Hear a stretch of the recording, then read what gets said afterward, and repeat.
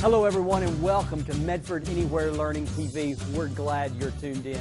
We want to give a shout out to our friends at Southern Oregon PBS, KTVL, KDRV, and the Dove Network. Thank you for hosting us on your station. In the Medford School District, we have one shared vision, and that we believe that all are learning, and learning is for all. And what better place to do that than right here on Medford Anywhere Learning TV. Hi, my name is Ivan Ollinghouse, and I am an electives teacher here at Hedrick Middle School. And today we're going to show you a little bit about programming your own video games using a platform called Scratch. Scratch is part of MIT, the Massachusetts Institute for Technology. If you're ever interested in going to a really good college for technology, that would be on the top of my list. Scratch is a wonderful program. It doesn't require you to be able to type super fast or anything like that. You're not typing out the coding. You're actually snapping coding together using Lego block-like coding. So today I'm going to show you how to get into it, and we're going to program a game inside of it today. We'll see if we can do the whole thing here in a half hour. The game today I'm going to show you is the original Atari game Pong. We're going to do a variation on that. It's like a ping pong game. We're going to play with the paddles here.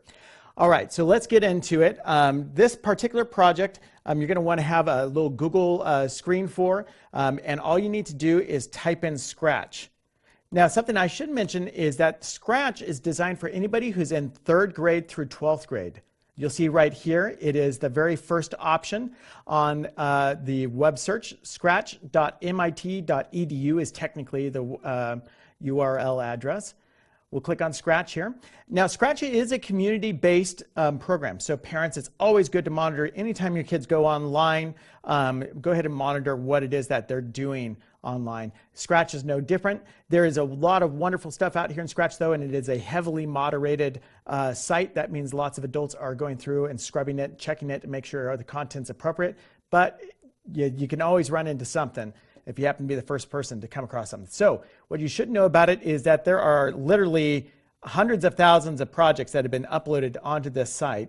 And you can search for them, and there's lots of games on here. You can modify games. You can play with other people's stuff. To scratch literally means in coding to scratch off of somebody else's project. It allows you to, you're basically legally stealing some of their code in order to build something for yours. So first off, though, I should mention we should have a sign-in up here. You can join Scratch as well. If you join Scratch, you can join it with a school email address. However, you won't be able to recover your password if you join with a school email address, because most school email addresses have a firewall that that do not allow outside people to email your student. So, hey, if you're a kid out there and you've got an email address like a school one, you can use it. However, and that allows you to save your projects. However, you can't publish stuff, and also you can't recover your password. If you have a general email, a personal email, you can create an account using that, and then you'll be able to publish your own content. You'll be able to email the folks at Scratch if you lose your password, things like that.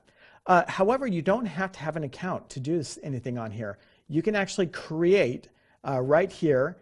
We're just going to click that Create button. And voila, this is our workspace right here. So in the workspace, this big white area in the middle, this is where we're going to do most of our coding. We have a little preview window up here. And down below here, it's a little hard to see, I'm kind of in the way, you can see that you can program your sprites right in here, as well as backdrops over here on the far right. Sprites are those PNG files, portable graphic files, where you can have like a cookie cutter cutout, like an object. A backdrop is like a JPEG, which is like a big giant picture. All right, so let's dive into this first. There is a tutorial that pops up right off the bat. You can check that out. You can play through those if you like. I'm going to close that out for today. If you do want to get back into the tutorials, you'll find them back here at the very top. So when you click on tutorials up here, you'll see you can have stuff on getting started, stuff that you can imagine, making basic stories, having things talk. There's all these skills, making music. There's coloring in here. The one I'm going to show you today is a variation on this Pong game. The Pong game, I'm actually not going to take you through the tutorial. You can go through their tutorial. I'm going to take you through my own tutorial today because I'm going to expand a bit on that. So very first thing is we want to create a Pong game that has a ball. So I'm going to come down here to our sprites, and where it says choose a sprite, little cat face there. I'm going to come up here. There's upload a sprite, so you can just pick an image from your computer if you wanted to. So you can download images from the internet and upload them in here. You could pick a surprise. You can paint your own. It has its own digital art program in here. Or you can choose a sprite. I'm going to go ahead and do that right now. This is the fast and easy way to do things. So here's a good ball. We've got a basketball. We've got a baseball. There's a button here that looks like a ball. I like this one. It's just called ball. And you'll see as I hover over it, it's changing color. That's telling me that it has different costumes associated with that ball. So I'm going to click on that one. And now you'll see I have a ball up here. I can click and drag. I also have the cat. Well, I don't need the cat, so I'm going to hit this little trash can here. And now we have the ball just by itself, just an empty ball in space. Over here is a whole bunch of dots: motion, looks, sound, events, control. We have sensing, operators, variables, and my blocks. We're going to touch on most of these today at one point or another. The very first one we'll use is the very first block under motion, called move 10 steps. We're just going to throw that in. You'll see I have the ball selected over here. So this means anything I put into this workspace is going to affect the ball over here. If I click on this little block here, you'll see the ball move in space. So that gives me a preview of what that little piece of coding does. All right, so we can move that ball in space. But what if we wanted it to move perpetually, like constantly be bouncing around? Well, we could come over here to control, and we could say forever move 10 steps. We'll put that on. Now this green flag up here is important.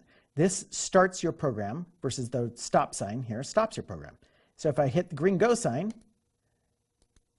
oh, nothing's happening. You know why?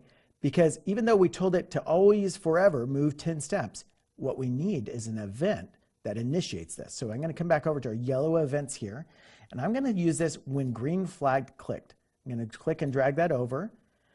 You can also rearrange these once they're moved around here. You can pull them apart. You can also right click on stuff and duplicate. Whatever you right click on, you can duplicate.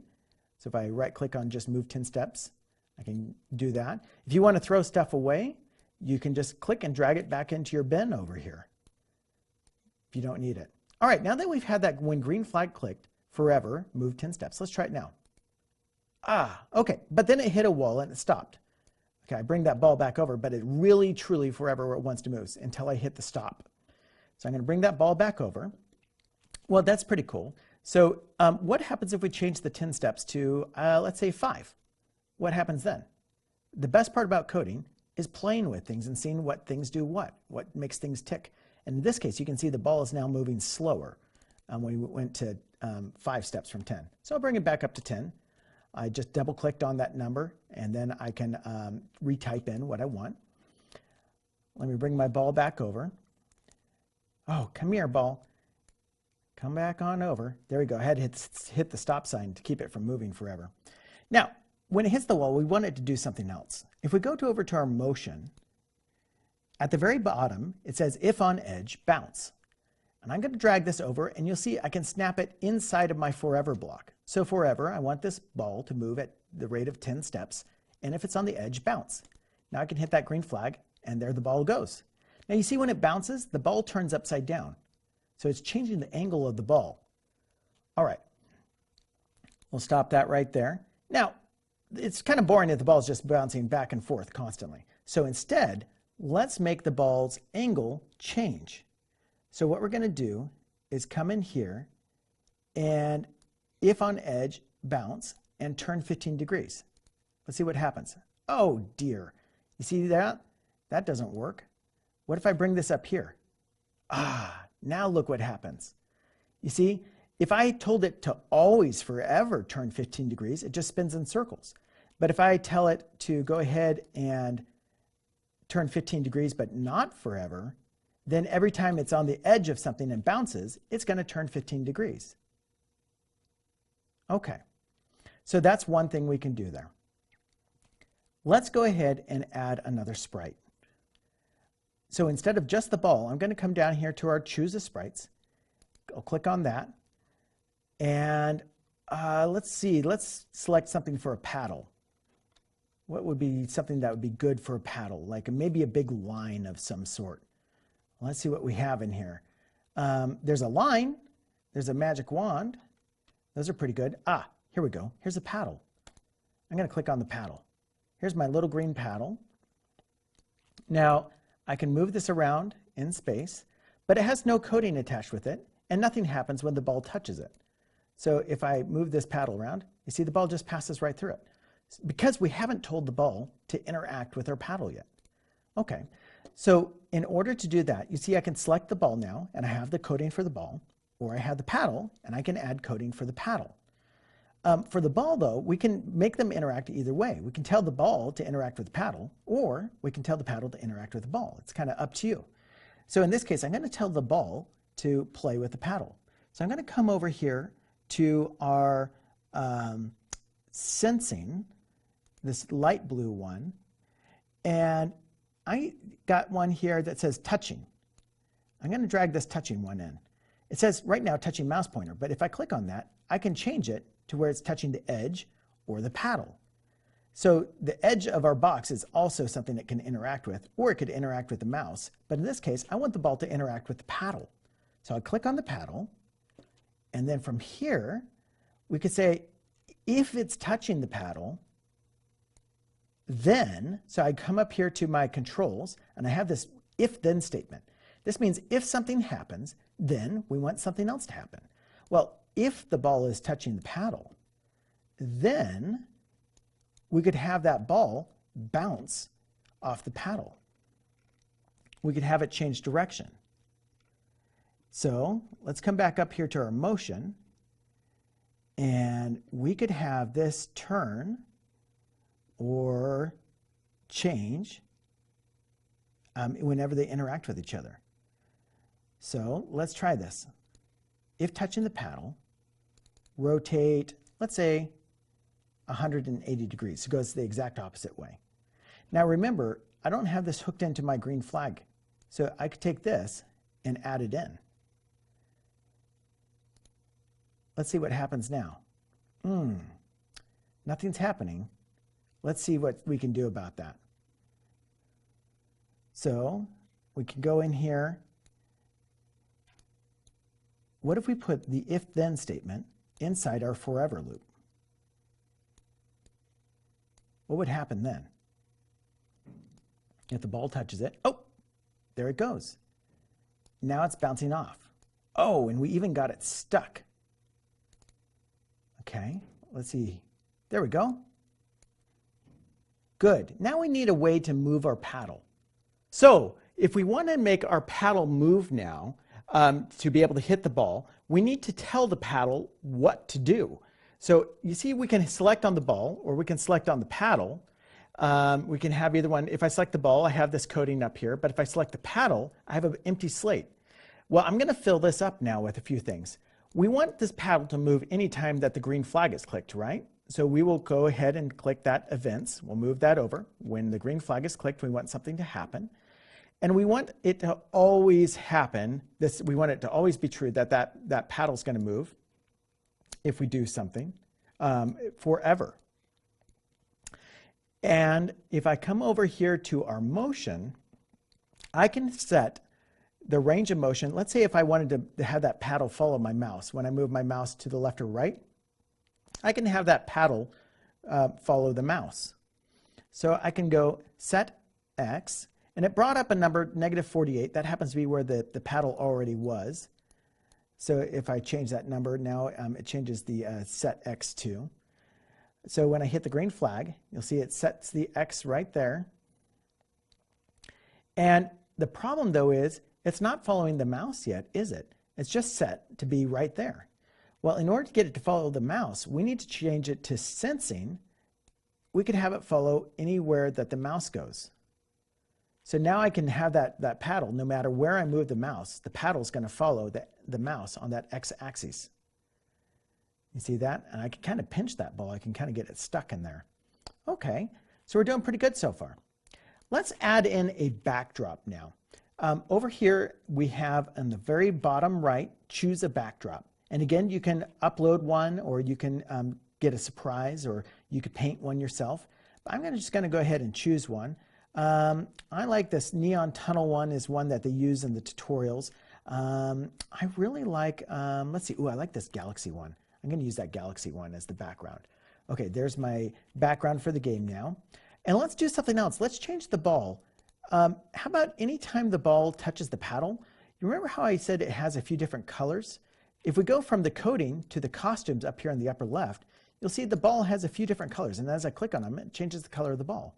Well, these are called costumes, and there are different ways that the ball can look. If I come over here to our coding for the ball, I can tell the ball that anytime it touches the paddle, I want it to change its costume. So the way I can do that, I can go if touching paddle, then turn the ball, but then check this out. If I go up here to looks, the purple one here, I can go next costume if touching the paddle, turn it that amount of 180 degrees and change it to the next costume. Let's see what happens now when we test this out. Anytime you make a change, I recommend testing it out. You see that? The ball changes color now anytime it touches the paddle. Okay, we can do the same thing with sounds. Anytime it's touching the paddle, what if we wanted it to make a little bit of a sound? Okay, so we could go here to our pink circle here. We'll go to sound. We could go play sound until done, start sound. There's all these different options here. So I'm just going to go with start sound, because if we play sound pop until done, it'll make it play the whole sound before the ball can do anything else, and it'll freeze the ball. So instead, I'll just start a sound. So I'll come here. Let's see. We'll find out what this pop sound is. There we go. And we get a little pop every time it touches.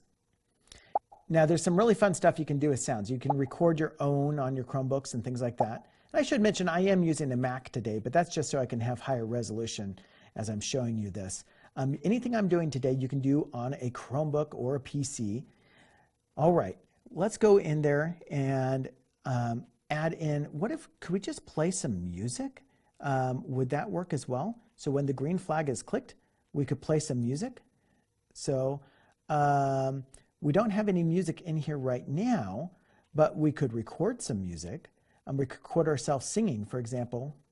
Or you could bring in a song. You could scratch in a song from someone else's project as well, as another option that you could do. So just know that you can add music in that way as well. I'll pull that back out because I don't need it right now. Okay, let's get into something a little more complicated now. We don't have a score or any way of keeping track of our progress in the game.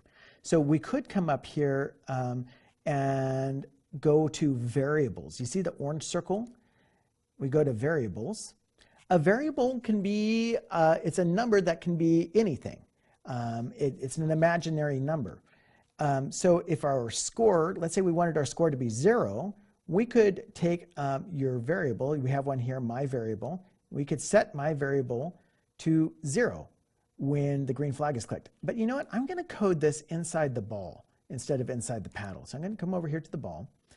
I'm going to go set my variable to 0. So at the very beginning of the game, the score is always reset to 0.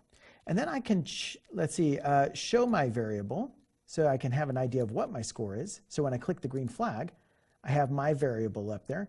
Well, that's not a very good name for a score. So I can change the name of that. Let's see, I can right click where it says my variable up here. And I can go rename variable, and I'll rename this one score.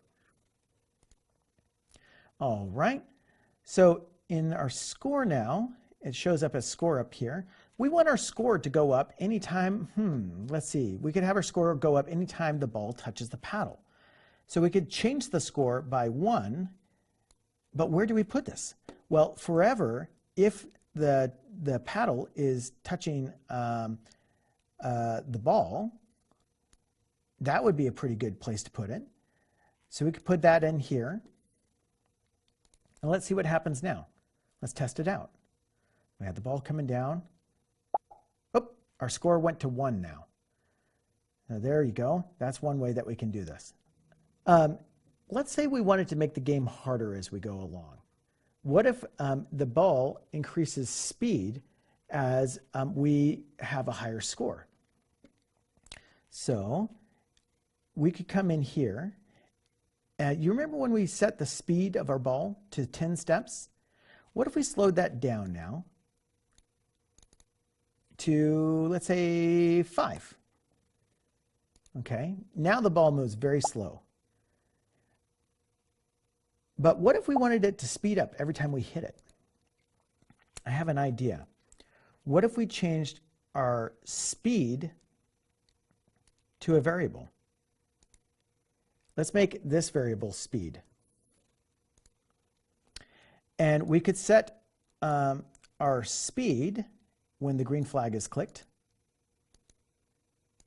to 5. So that way our speed is always 5. Now we'll take our speed variable and we'll put it inside of this move 5 steps. Now it'll say move speed steps. So move whatever speed equals steps. In this case, we want it to equal 5 when we start. Now, what if we have the speed increase? So we have changed score by 1, but what if we also changed speed by 1? Well, this is going to get pretty crazy pretty fast. So I'll hit the green flag, show it. Oh, score went to 1, speed went to 6. Score's 2, speed 7, 8. Uh-oh, things are going to get faster and faster and faster now. I wonder how long before I lose here. Now, something I'm noticing right now is that the ball's basically moving into the exact same pattern. So it's very predictable. So even if I got going really fast, I could still win this game. Well, I don't know if I could win it. Eventually, it's going to go too fast for me. But you see, it's very predictable. I need to add some variation to the game. Okay, whoa, okay, our speed's getting a little crazy now, isn't it? You see the ball, it's really, really zipping now. Whoa, okay. So we need to add some variation to that ball's movement. So if we go in here, where did we have it turn? Oh, that's right. It turns 15 degrees at the very beginning. Something we could do at the very beginning is this. We could have the ball point towards a specific direction. So let's go into motion. Let's point in direction 45. So instead of pointing straight to the right, we'll have it point kind of up and to the right. That way, that's where the ball always starts. So when you hit the green flag, you'll see the ball now moves to the upper right. Well, that gives us a little bit of variation, but every time we hit the ball, it's changing it by 180 degrees. Well, we have some really cool operations. 180 degrees means the ball is always going to move in the opposite direction that it hit on the paddle. Instead, let's see if we can have this turn into a range of options. So let's see if we have anything like that in here. We could have, let's see, where could we find something like that? Maybe in our operations here, I think. Oh, check this one out. Pick random. I'm going to take this pick random, and I'm going to put it in there instead of 180 degrees. And I'm going to tell it to, let's add 30 degrees either way, to the left or the right that it could go. So we'll take, what's a 30 less than 180? Well, that's 150. What's 30 more than 180? Well, that's 210. So let's try this again now. As that ball is coming down, it should hit the paddle. Oh, look at that. It kind of went off at a weird angle there, didn't it? So I think it's working now. So that ball is going to have more variation on how it hits. There we go. Now, there's something still our game is really missing. What happens if the ball touches the bottom? Let's say if the ball touches the bottom, we lose the game. Well, how do we do that? Let's figure out a few different options. There's actually lots of different ways we can make us lose because the choice is yours. Let's come in and add another sprite. Let's do it this way. I'm going to click Choose a Sprite. I'm going to come down and I'm going to pick, let's see, a line. Now we have this big red line. I'm going to move this to the bottom right here. And this line, it's called line over here in its sprite. If the ball touches that line, we want to lose, right? So if the ball is touching the paddle, it does a whole bunch of things. But what if the ball instead touches that line? We'll go into sensing here, and we'll go touching. If the ball is touching the line. Then under control, we have stop all. And we can make the game just stop. Let's see if that works. I'm going to let it go. There we go. We are at stop. And the game ends. Now I have to hit the green flag in order to start it again. Oh, but look at that. The ball started down here at the stop sign. Let's see. I'm going to get it to go there. Oh, the ball starts there. But now when I hit the green flag, watch what happens to the ball. It's still stuck. So we have a glitch. We need to fix our glitch. So let's put the ball where we want it. And if we go over to motion, you'll see it has this go to.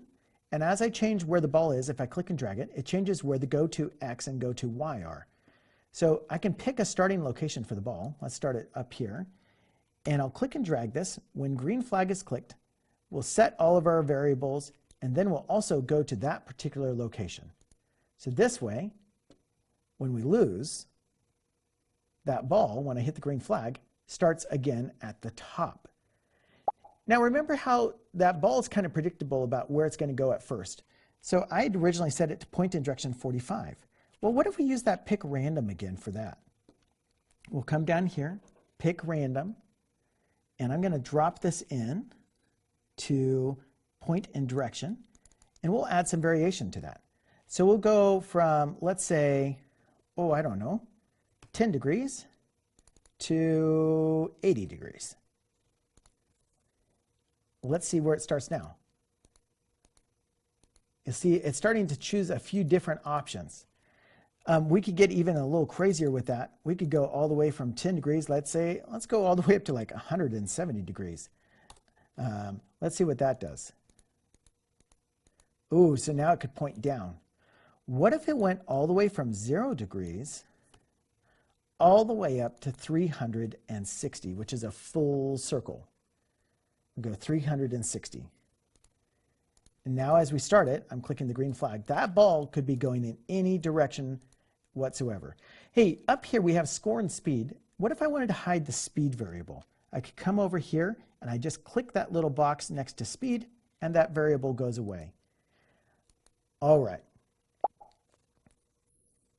So we have a pretty functional game now. We have a way to play, a way to make it harder, which improves its replayability, and we have a way to lose. So I hope you can have a lot of fun with Scratch. This is a great game. Again, for anybody who's 3rd grade through 12th grade, there's all kinds of things you can do with Scratch.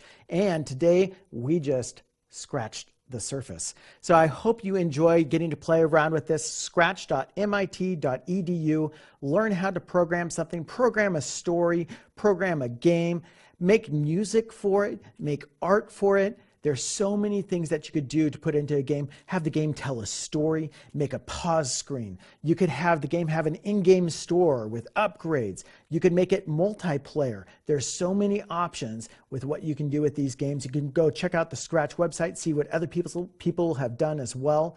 And for everyone here at Medford Anywhere Learning TV, I hope you have a great day. Thanks for tuning in to Medford Anywhere Learning TV. Medford School District is a place where all are learning, and learning is for all.